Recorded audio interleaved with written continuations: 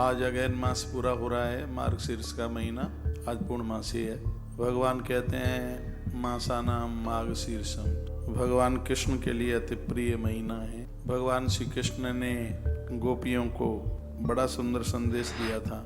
मार्गशीर्ष again के महीने में आप यदि कर सकें तो आज क्या करना है। मार्गशीर्ष का समापन हो रहा है, पूर्णमासी है। कल से फूस लग जाएगा और फूस में नया मंदिर बनाने के लिए, नींव रखने के लिए उसको ठीक नहीं माना गया है, उसको मलमास माना गया है। उस हिसाब से तो जो भी कुछ और विशेष काम करने हैं उनको आज कर लीजिएगा। आज पूर्णमासी के दिन, अगेन की पूर्णमासी को अपने मंदिर में शंख रखने की बहुत बड़ी महिमा। जो कोई नया शंख रखना चाहते हैं आज रख। पंचामृत से उसे स्नान करा करके गंगा जल में डुबोकर चावल में पहले दबा लें, उसके बाद पंचामृत से स्नान करा दें और फिर शुद्ध जल से स्नान करा के उसके ऊपर चंदन और रोली का लेपन करके और शंख भगवान के मंदिर में जो नया शंख रख रहे हैं वह आज स्थापित। नया नहीं रख रहे हैं तो भी आप शंख से भगवान सालराम को स्नान कराइए। विष्णु सहस्रनाम के हर श्लोक से सालराम भगवान के ऊपर तुलसी पत्र चढ़ाने का भारी। तुलसी पत्र चढ़ाया जाए, एक श्लोक बोल दो, संस्कृत में नहीं आता, हिंदी में बोल दो, एक पत्ता चढ़ा दो और फिर एक श्लोक बोल दो, फिर उसके ऊपर पत्ता चढ़ा दो। इस तरीके से आज का महीना बड़ा विशेष है अपने आप में, तो ये ऐसा कर सकते हैं।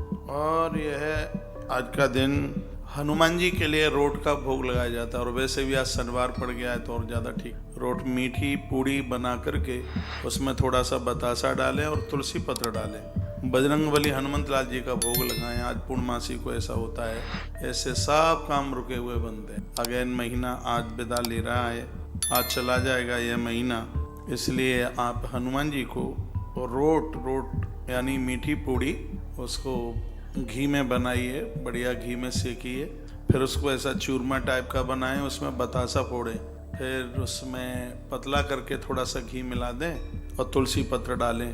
बजरंगबली हनुमंत लाल जी का भोग लगाइए, आप देखेंगे ये तिथि कमाल कर देगी। आज विशेष रूप से अगेन की पूर्णमासी को हनुमान जी को रोट का भोग लगाया जाता है। अगेन की पूर्णमासी के दिन और एक विशेष काम है, वो है नदियों को चुनरी उड़ाई जाती है। पूरी साड़ी नहीं उड़ा सकते हैं तो एक रूमाल उड़ाएं, एक वस्त्र उड़ाएं नदियों को। इससे वंश वृद्धि होती है, परिवार का विस्तार होता है। कोई रूठ के चला गया है वो वापस आ जाएगा, बच्चे घर से बाहर चले गए हैं वो आ जाएंगे। ये बड़ी महिमा है इसकी। पद्म पुराण में बहुत वर्णन है मार्गशीर्ष मास का, बहुत बड़ी उसमें इसकी महिमा का वर्णन किया गया है। तो ये बात आपके पास तक, ये जानकारी 20 महीने से एक नई नई जानकारियाँ आपके पास में पहुँचाई जा रही हैं। उसमें एक जानकारी ये भी, 3 ही तो काम बताए हैं। शंख को स्थापित करो, हनुमान जी को रोट का भोग लगाओ और नदियों को चुनरी पहन। यदि आपके आसपास कहीं नदी नहीं है तो एक परात में जल भर लो, उसमें थोड़ा गंगा जल या नर्मदा जल डाल लो, फिर उसी के ऊपर एक कपड़ा, कोई साड़ी, कोई वस्त्र,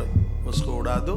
फिर वह वस्त्र किसी जरूरतमंद को दे दो, ननद को दे दो, कोई काम करने को आती है उसे दे दो, जरूरतमंद को किसी न किसी को बढ़िया सी साड़ी उड़ा करके फिर वह किसी काम में दे दीजिएगा, किसी को जरूरतमंद को। तो यह वंश विस्तार है, ये सब चीजें। तो ये अगहन के समापन पर, जैसे कार्तिक का समापन होता है उसी प्रकार से अगहन मास के समापन पर इतना किया जाता है। और जिन्होंने अगहन मास में कोई व्रत वगैरह किया है, कथाएं सुनी है, कुछ ऐसा काम किया है, तो वह 1-2 ब्राह्मण को भोजन करा दें। आज तुलसी वन आश्रम में भंडारा है, आज कंबल बांटे जा रहे हैं उधर गोवर्धन गिरिराज जी में। महीना है, विशेष महीना है। भगवान श्री कृष्ण इस महीने की बहुत महिमा का वर्णन करते हैं। आज विष्णु सहस्रनाम का पाठ करने की बहुत बड़ी महिमा है। विष्णु सहस्रनाम का पाठ करके और फिर भगवान सालराम के ऊपर तुलसी चढ़ाएं, उसका बहुत बड़ा महत्व है। 108 तुलसी चढ़ा लीजिए या हर एक श्लोक बोल करके एक तुलसी चढ़ा लीजिएगा।